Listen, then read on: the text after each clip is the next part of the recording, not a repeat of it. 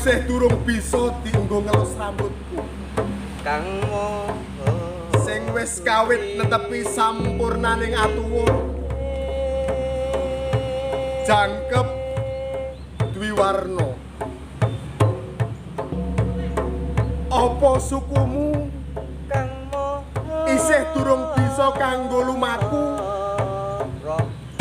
Jumangkah turut galengan sawah. Apa ora kangen? Nyawang pari wis kememping kuning.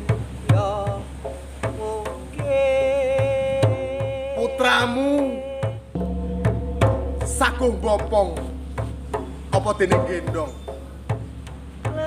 Saguh dadi tekenmu, sedya dadi netramu.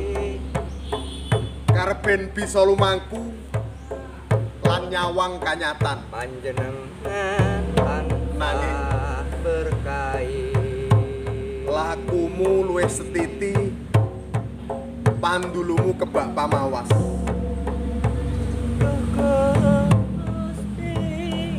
Banjur kepriye anggonku matur nalika nyawang alang-alang kebak ing pelataran. Karep sambat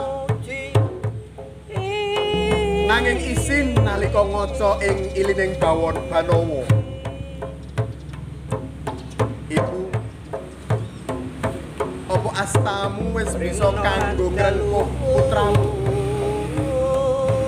Karben pecah watu ing jajaku.